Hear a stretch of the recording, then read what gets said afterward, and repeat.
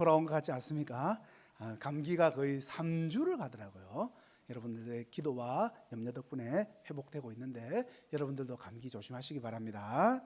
자, 오늘 말씀을 좀 한번 살펴보면 놀라운 기적과 환호하는 군중들, 지난 시간에 우리는 오병이어 기적과 무리를 걷는 이 예수님의 사건을 통해서 마치 영화 속의 한 장면처럼 놀라운 광경들을 목격했습니다.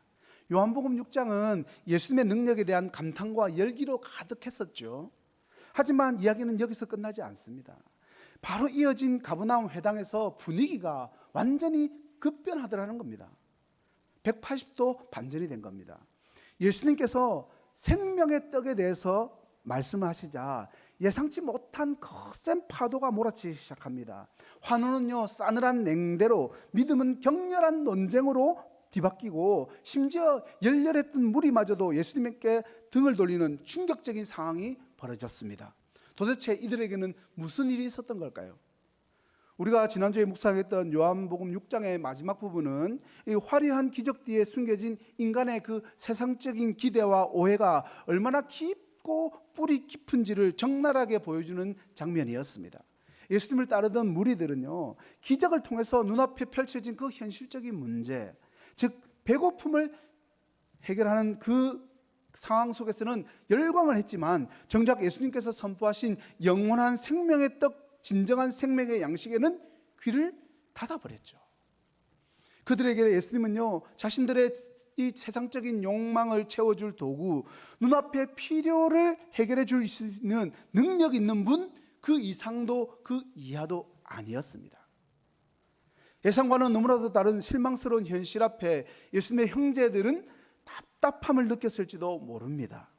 그리고 바로 그때 마침 유대인들의 3대 명절 중 하나이자 수많은 인파가 예루살렘에 모이는 초막절이 다가옵니다.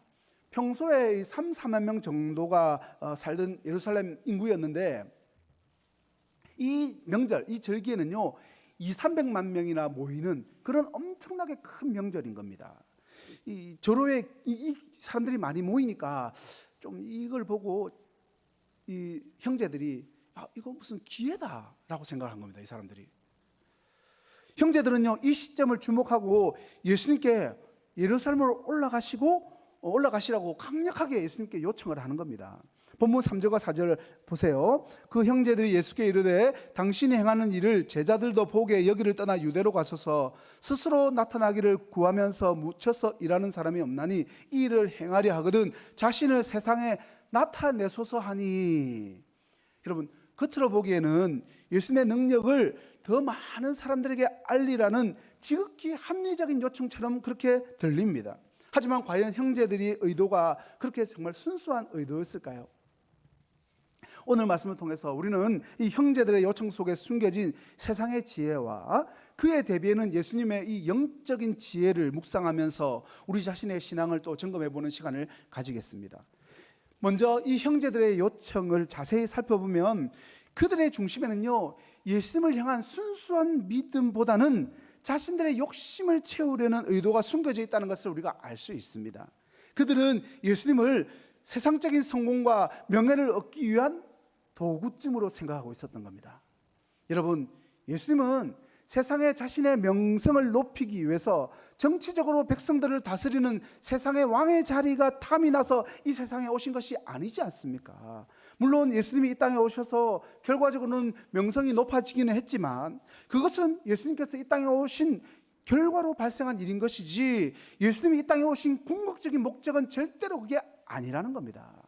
예수님은 자신을 낮추시고 십자가 위에서 죽으셨던 분입니다. 세상에 자신의 명성을 드러내기 위해서가 아니라 인간의 죄와 죽음으로부터 구원하시기 위해서 십자가의 죽음까지 마다하지 않고 이 땅에 오신 것입니다. 예수님께서 행하신 모든 그 표적들과 선포하는 말씀들 역시 하나님의 아들로서 인간을 구원하시기 위한 그 목적을 갖고 하신 일인 거죠. 그저 세상에서 자신의 인기나 명성 좀 얻어보려고 한 일이 아니었습니다. 예수님의 형제들은요 바로 이런 사실을 제대로 알지 못했던 겁니다. 물론 형제들의 그런 어떤 시각도 인간적인 눈으로 보면은 그래 좀 이해는 되기도 하는 면도 있습니다.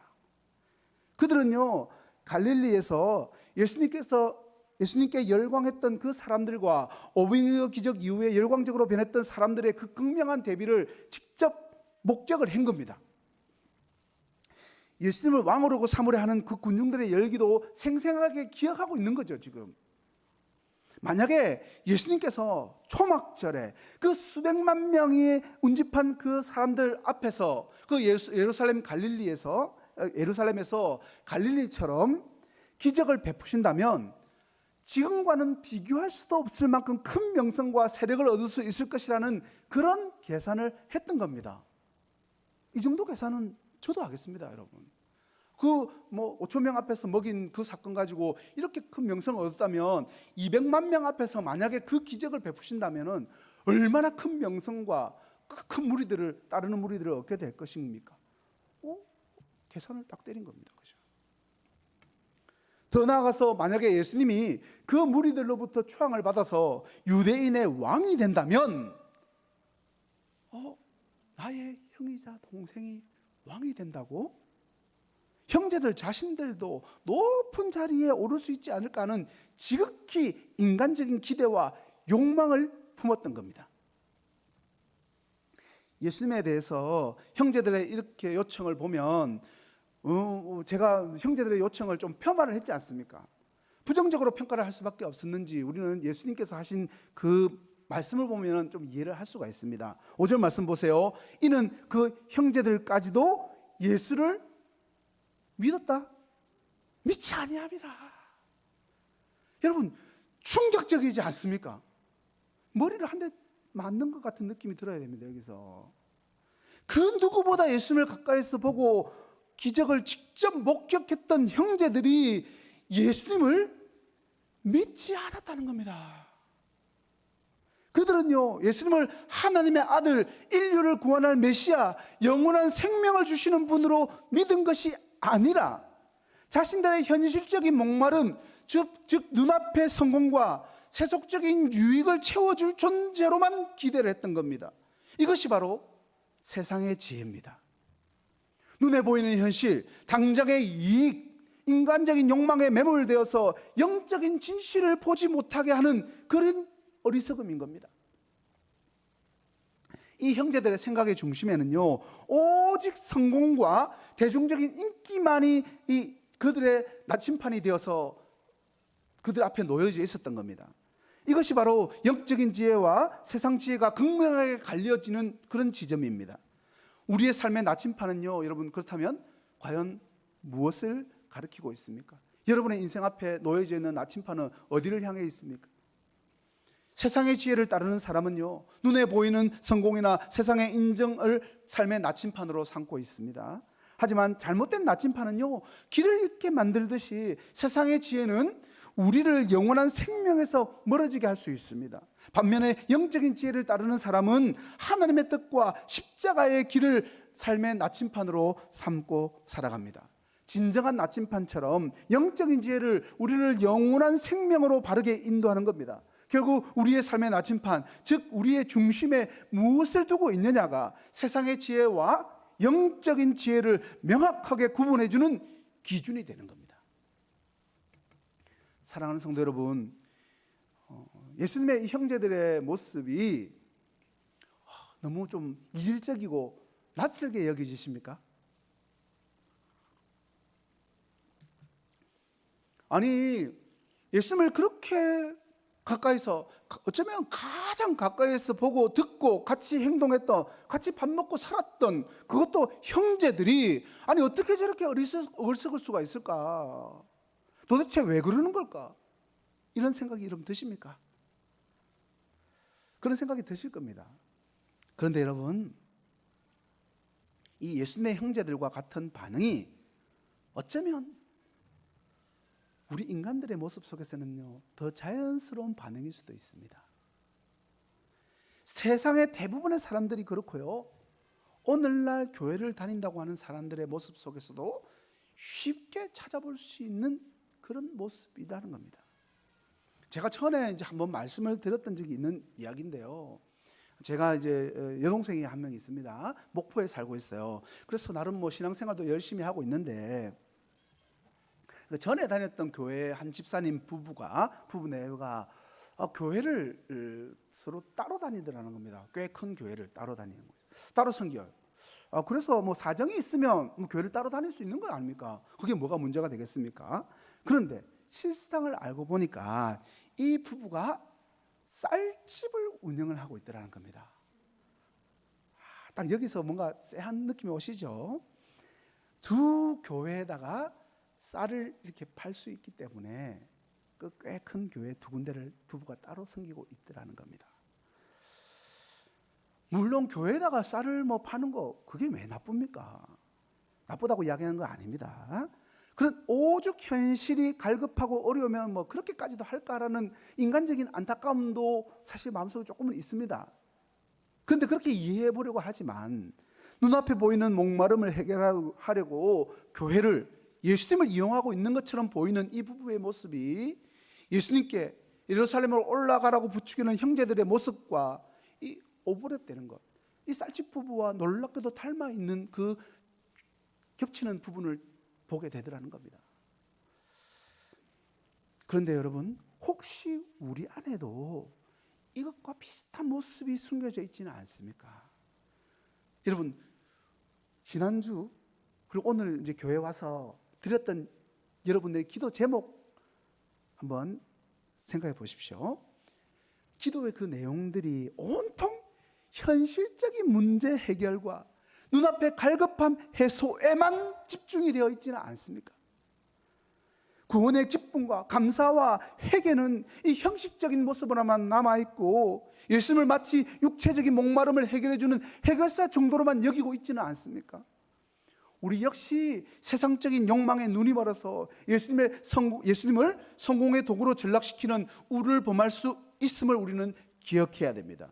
세상의 헛된 지혜를 쫓아갈 때 영원한 생명을 얻을 수 없고 현실적인 목마름조차도 영원히 해소되지 않으면서 결국 허무함에 끊임없이 노출되어서 우리는 그렇게 살아갈 수밖에 없다는 사실을 기억하십시오. 참 부끄러운 말씀이지만 여러분을 이야기한 거지만 여러분들에 대한 이야기가 아닙니다. 제 이야기죠, 제 이야기. 저도 여기서 자유로울 수가 없습니다. 사랑하는 성도 여러분, 저와 여러분의 기도가 여러분 자신의 나라를 위한 세상적인 지혜가 아니라 진정으로 하나님 나라의 영광을 위한 영적인 지혜로 가득하기를 간절히 소망합니다. 저와 여러분이 드리는 예배와 기도의 그 본질이 온전히 회복되는 은혜가 있기를 예수님의 이름으로 간절히 축원합니다. 형제들의 이 세상적인 지혜와 극명하게 대비되는 예수님의 반응을 한번 보시기 바랍니다. 예수님은 형제들의 그 속셈을 꿰뚫어 보시고는요, 단호하게 말씀을 하십니다. 너희는 명절에 올라가라, 너희들은. 그런데 내 때는 아직 아니다. 나는 이 명절에 올라가지 아니하겠다. 예수님께서 예루살렘에 즉시 올라가지 않으신 이유는 분명했습니다. 본문 1절에 보시면요, 밝혀져 있죠. 유대인들이 예수를 죽이려 함이러라. 이미 예루살렘에서는요, 예수님을 죽이려는 음모가 시작되었고 예수님은 그 위험을 너무나도 잘 알고 계셨습니다. 사실 이 음모는 이미 예루살렘에서 안식일에 38년 된 병자를 고쳐주셨던 그 사건 때에 나왔던 이야기입니다. 요한복음 5장 18절에 이렇게 이야기하고 있습니다. 같이 읽겠습니다. 시작. 유대인들이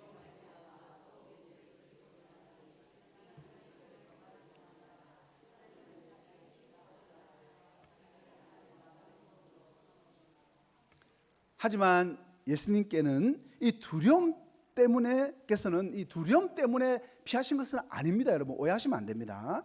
예수님께서는 하나님의 때, 이 십자가를 지셔야 할 때를 기다리고 계셨던 것뿐입니다. 이 일은요, 주님의 십자가를 향해서 계속해서 그리고 조금의 오차도 없이 하나님의 시간표에 따라서 진행되고 있습니다. 주님은 그것이 무서워서가 아니라 하나님의 정하신 때를 기다리고 계셨던 겁니다. 주님은 이 모든 일에 있어서 주도권을 가지고 행하시고 계심을 보여줍니다. 즉, 이 주님의 생각의 중심에는요, 십자가가 있었던 겁니다. 예수님은 세상의 안정, 인정이나 인기, 눈앞의 성공에 흔들리지 않으셨습니다. 그분의 시선은 오직 하나님의 계획, 십자가의 길에 고정되어 있었습니다. 형제들의 생각 중심에는요, 세상적인 성공이 있었지만 예수님의 생각의 중심에는요, 십자가, 인류의 구원이라는 거룩한 사명이 자리 잡고 있었던 겁니다. 이것이 바로 영적인 지혜입니다. 세상의 가치관을 초월해서 하나님의 뜻을 분별하고 그 뜻에 순종하는 삶을 살아가려고 하는 것, 그것입니다. 오늘날 교회를 섬기는 일도 여러분 마찬가지입니다. 하나님의 그 때를 모르면요, 그리고 하나님의 때를 생각하지도 않고 무시하고 있으면요, 우리는 사람의 생각대로 행할 수밖에 없는 존재입니다. 예수님의 동생들도 딱 그랬습니다. 그들은요, 자기 생각과 세상의 기준으로 하나님의 때를 판단하고 예수님께 빨리 예루살렘에 올라가서 유명해지라고 재촉을 했습니다. 하지만 예수님은 달랐습니다. 예수님은 하나님의 때를 정확하게 아셨고 그 때에 맞춰서 십자가의 길을 묵묵히 걸어가셨습니다. 성경은 우리에게 하나님의 시간 개념을 분명히 알려주고 있습니다. 여러분, 하나님의 시간 개념에 대해서 알려면요, 에덴 동산에서부터 우리는 분명히 알 수가 있습니다. 에덴 동산에서 아담과 하와가 죄를 지었을 때 하나님은요, 바로 벌을 주신 것이 아니라 오랜 시간이 흐른 뒤에 예수님을 보내주시겠다고 약속을 하셨죠. 정말 오랜 시간이 흘러서 우리가 상상하기도 어려울 만큼 긴 시간이 지나서야 예수님이 베들레헴의 아기로 태어나셨습니다.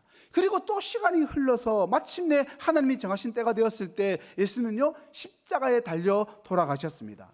여러분, 인류의 역사를 쭉 보면 이 모든 중요한 일들이 하나님의 시간표에 맞춰서 이루어졌다는 것을 알 수가 있습니다.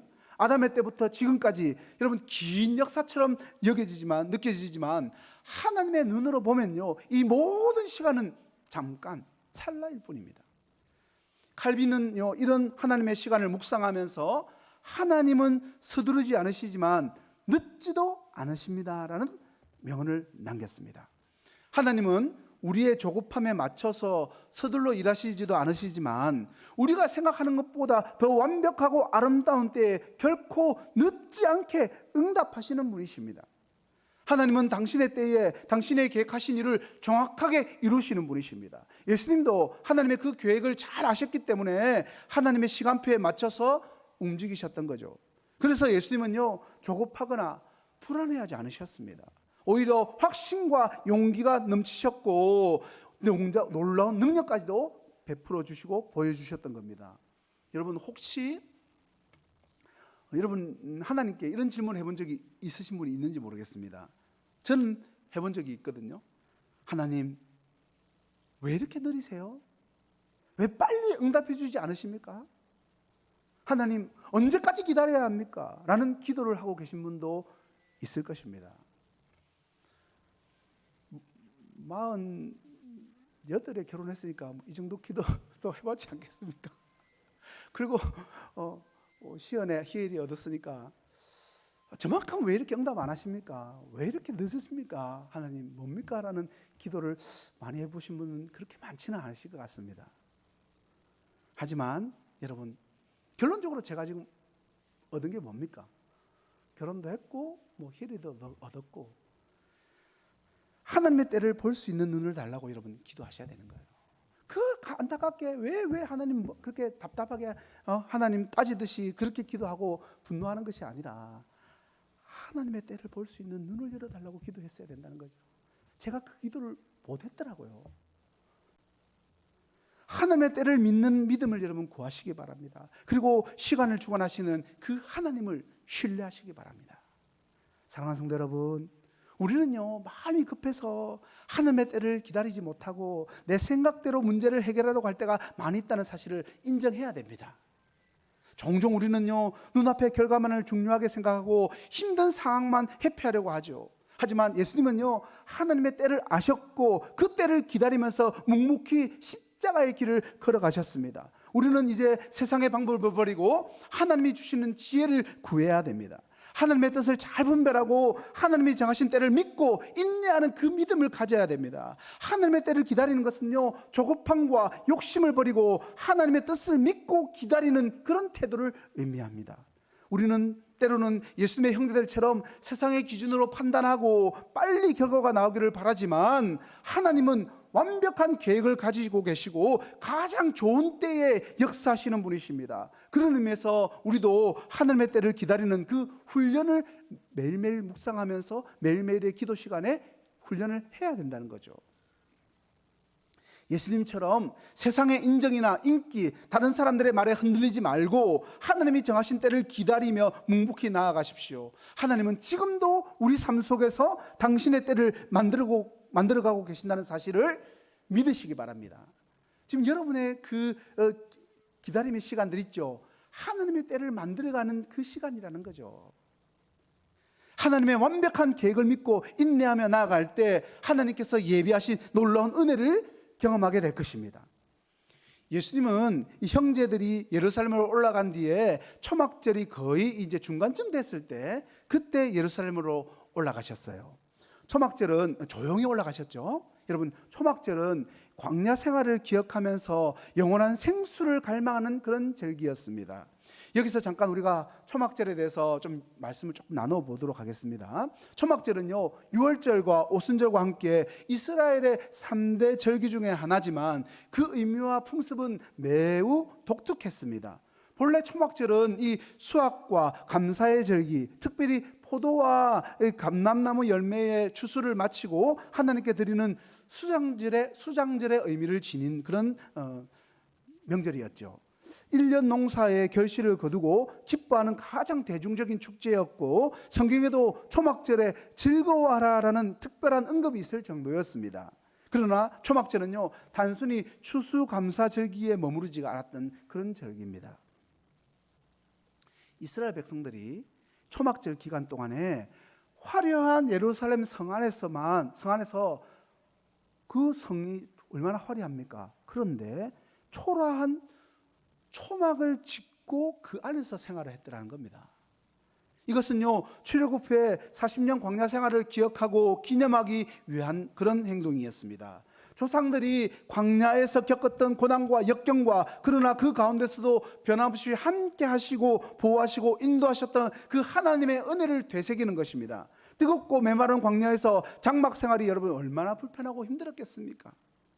하지만 바로 그 광야에서 하나님은 만나와 메추라기를 내려주시고 그리고 먹이시고 반석에서 물을 내어주시고 마시게 하셨던 거죠. 초막절은 바로 그 은혜를 기억하면서 앞으로도 변함없이 베푸실 하나님의 그 구원을 소망하는 그런 절기였던 것입니다.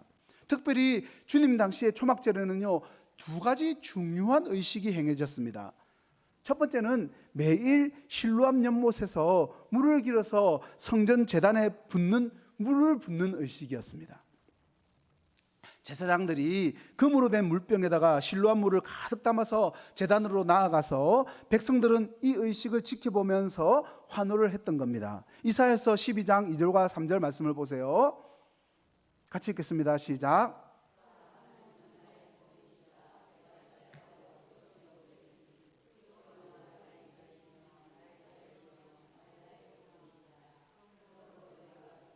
구원의 우물들에서 물을 기르리로다 라고 이야기되어 있죠. 이 의식은 광야에서 반석을 쳐서 물을 내신 그 하나님의 기적을 재현하면서 영원히 마르지 않는 생수를 주실 메시아를 간절히 기다리는 그 마음을 표현한 것입니다. 두 번째, 이 성전 마당에서 거대한 등불을 밝히는 의식이었죠. 어두운 밤 성전 마당을 환하게 밝히는 등불은요, 스가랴서 14장 7절 말씀 같이 읽겠습니다. 시작. 저녁 때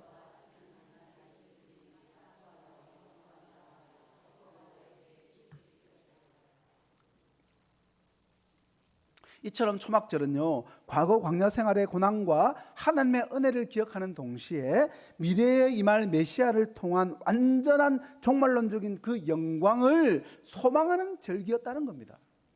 이스라엘 백성들은요, 초막절의 그 다양한 의식을 통해서 하나님께서 과거에 베푸셨던 그 구원을 기억하고 감사하면서 앞으로도 변함없이 구원해 주실 메시아를 간절히 소망하고 있었던 겁니다.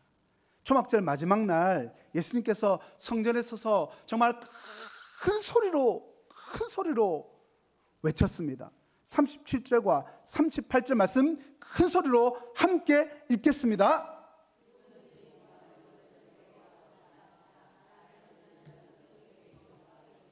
그 배에서 생수의 강이 흘러나오리라 하시니 아멘. 예수님은 이 초막절의 핵심 의식인 물을 통해서 자신이 바로 그들이 오랫동안 기다려왔던 메시아, 영원한 생수의 근원임을 지금 선포하고 계신 것입니다. 광야에서 이스라엘 백성들에게 물을 주셨던 반석은요, 바로 예수 그리스도를 예표하는 것이었습니다. 예수님은 초막절의 진정한 주인이시며 반석이 예표하던 그 실체, 생수의 근원 되신 분이셨지만 안타깝게도 많은 사람들은 그 메시아를 알아보지 못했습니다. 그들은 여전히 세상적인 욕망에 눈이 멀어서 영원한 생명의 근원이신 예수님을 눈앞에 두고도 깨닫지 못했던 겁니다. 그래서 우리가 앞으로 묵상하게 될 요한복음 7장과 8절 말씀은요, 이 모두 다 초막절에 예수님이 하신 말씀을 기록하고 있는데, 그 주제가 우리가 방금 살펴봤던 두 가지 주제입니다. 하나는요, 목마른 자들에게 생수를 약속하신 것이고, 두 번째는요, 내가 세상의 빛이다라고 선언하신 그 내용들로 채워져 있는 겁니다. 여러분, 이 주제가 바로 초막절 의식의 중심이었습니다. 그를 바라보는 이 종말론적인 이 성취는요, 예수님을 통해서 주어지게 될 것이라는 그 말씀을 주시는 것입니다. 말씀을 마무리하도록 하겠습니다. 사랑하는 성도 여러분, 혹시 저는 지금 계속 설교하다 보니까 목이 정말 마르거든요. 여러분들의 마음속 깊은 곳에 있는 영적인 메마름과 영적인 목마름을 지금 갖고 있지는 않습니까? 세상이 아무리 많은 것을 준다고 해도 채워지지 않는 그런 영원한 갈증 말입니다. 만약에 그렇다면 더 이상 헤매지 마시고 예수 그리스도께로 나아오십시오. 세상의 지혜는 당장의 성공과 눈앞의 쾌락을 쫓으라고 우리에게 속삭입니다. 하지만 진정으로 우리를 채우는 영적인 지혜는 영원한 생명을 약속하시는 예수 그리스도만을 바라보라고 우리들에게 외치고 있습니다. 오늘 본문 말씀을 보시면 예수님의 형제들은요, 세상적인 지혜에 눈이 멀어서 예수님을 이용하려고 했습니다. 초막절이라는 절호의 기회를 틈타서 예수님께 예루살렘으로 올라가서 기적을 행하시고 자신을 세상에 드러내라고 부추겼던 거죠. 하지만 예수님은요, 그들의 그 조급함 재촉에 흔들리지 않으셨습니다. 오히려 하나님의 때를 기다리면서 묵묵히 십자가의 길을 걸어가셨을 뿐입니다. 지금 여러분은 어떤 지혜를 따르고 있고 어떤 지혜를 따르시겠습니까? 세상의 헛된 지혜입니까? 아니면 영원한 생명을 주는 영적인 지혜입니까? 예수님께서 초막절 마지막 날 목마른 자들을 향해서 외쳤던 그 음성을 다시 한번 기억하십시오. 누구든지 목마르거든 내게로 와서 마시라. 나를 믿는 자는 성경에 이런 것 같이 그 배에서 생수의 강이 흘러나오리라. 아멘. 여러분, 세상의 헛된 지혜는요, 여러분 이제 던져버리시기 바랍니다. 그리고 영원한 생수의 근원 되시는 예수 그리스도께로 나아오십시오. 인간적인 조급한 마음은 내려놓고 하나님의 때를 신뢰하면서 기다리십시오. 이 세상의 현실적인 목마름을 넘어서 우리의 영혼 깊은 곳에서부터 솟아나오는 영원한 생수를 갈망하십시오. 그 갈망이 첫걸음이거든요. 영적인 갈망과 영혼에서 흘러나오는 그 영원한 생수에 대한 갈망이 없으면 예수님께로 나올 수가 없기 때문입니다.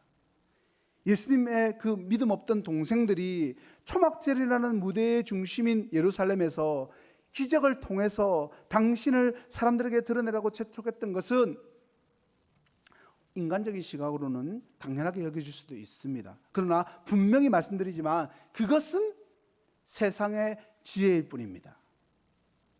주님은 결코 그런 세상적인 방법, 인간적인 욕심에 의해서 움직이는 그런 분이 아니십니다. 오늘 우리는요, 오늘 이 말씀을 통해서 분명히 깨달아야 합니다. 하나님은 우리의 인간적인 관점과 인간적인 지혜를 뛰어넘는 분이시다. 사랑하는 성도 여러분, 하나님의 때를 신뢰하면서 인내하는 믿음으로 나아가십시오. 그렇게 살아갈 때 주님께서 약속하신 풍성한 생명력을 날마다 경험하고 살아가게 될 것이며 그런 복된 삶을 누리면서 살아가게 될 것입니다. 이 은혜가 여러분 모두에게 충만하게 임하시기를 예수님의 이름으로 간절히 축원합니다. 사랑과 은혜가 풍성하시고